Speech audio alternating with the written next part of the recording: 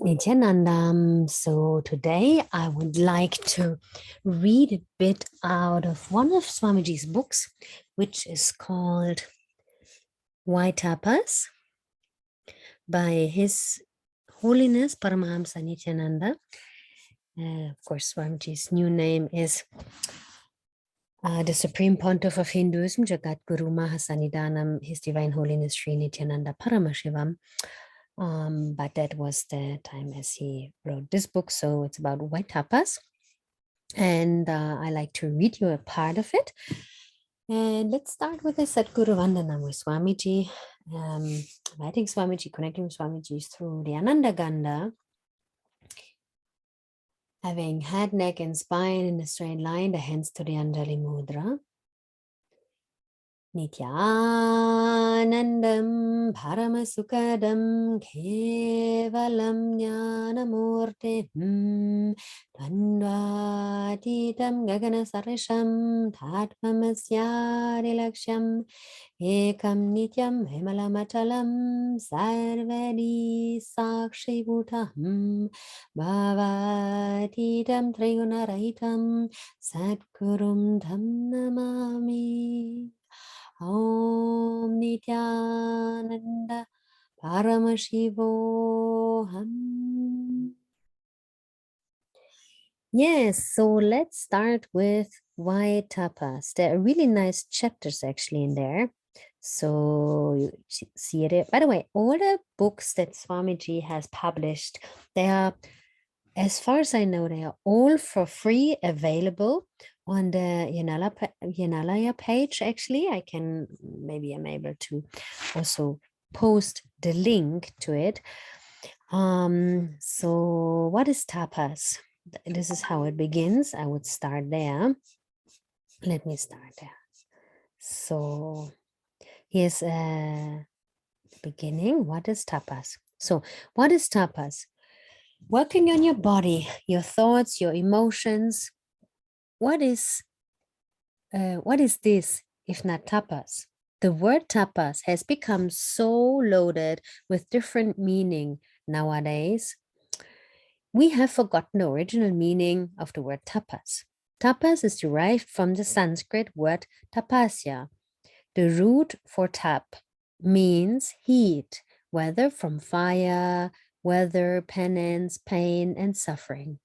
So tapas refers to spiritual concepts and practices that develop heat of inner energy. It also means deep meditation and the effort used to achieve self-realization through diet, meditation, spiritual practices, self-discipline, simple and austere living, and brahmacharya, celibacy in thought, word, and action.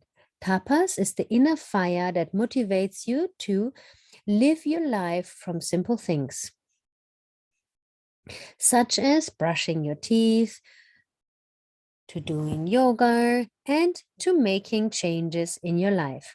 It also means to cleanse. It is the heat that is generated as our internal purification happens.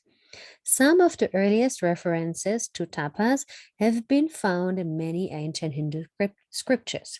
In the Hindu text, tapas is described as the process that leads to spiritual birth. Tapas is described as one of the elements on the spiritual path and essential to self-realization in ancient scriptures.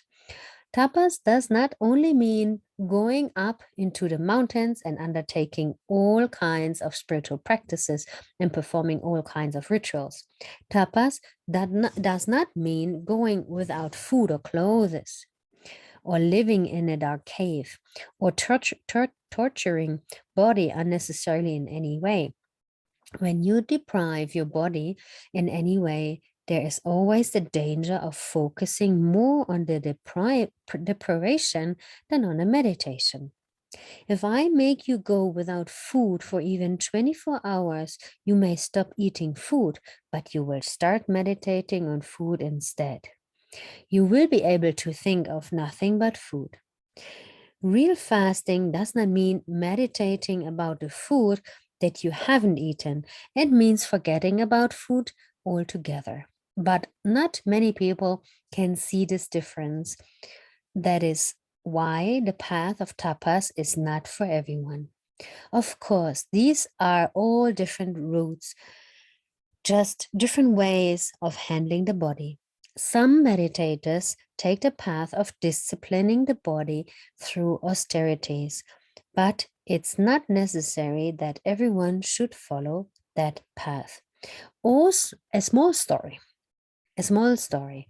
A yogi spent many years in the mountains, perfecting the rites of austerity.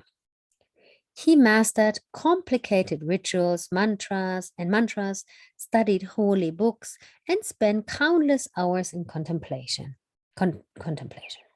After 15 years, when he felt his tapas to be complete, he came down into the plains to educate other people on the importance of spirituality in their lives. Beautiful picture, Swamiji. As soon as he arrived in the town, the news spread about the arrival of the holy man, and he was invited to a spiritual gathering.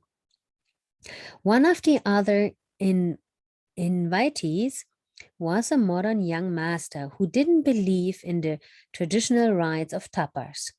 As the yogi entered, the man turned in his direction and spoke some harsh words. The yogi was amazed to find that a wave of anger was rising inside of him on hearing the man's words. After all these years, after all these efforts, a few words from a stranger, and anger was raising its ugly heat again, his ugly head again. Without replying, the yogi turned and walked out of the hall silently. When someone ran to apologize and asked him to return, the yogi replied, I see that my tapas is not yet perfect. I am still a beginner.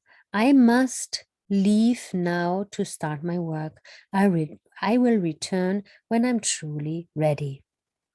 The toughest tapas is working on oneself, understanding and transforming oneself. There's no greater tapas than cleansing your body, thoughts, and emotions. And you can do this tapas right now, right where you are. Tapas leads to a healthy body and a healthy mind. Ultimately, tapas is all about preparing the ground, creating the right foundation for meditation. In this book, you will understand the many different facets of tapas, how it can help you to discover who you are, and how tapas leads you to enlightenment and completion. 3 levels of tapas. Yes, we will continue next time with this chapter. Let's see what the 3 levels of tapas are. So they are all described further. One is the sattvic tapas, the other is the rajasic tapas, and the third one is the tamasic tapas. Let's see what it all means. Thank you very much. Let's end with the Purna mantra. Thank you very much for listening. Oh, let's sit straight with the head, neck, and spine in a straight line, the hands to the Anjali Mudra. Om Purnamada Purnamidam Purnat Purnamudachate Purnasya Purnamadaya Purnameva Vashishyate. Om Shanti Shanti Shanti Hari Om Tat Sat. Sarvam Bhagavatri Nityananda Paramashiva Paruka Padmastu. Om Nityanandam. Thank you very much, Nityanandam.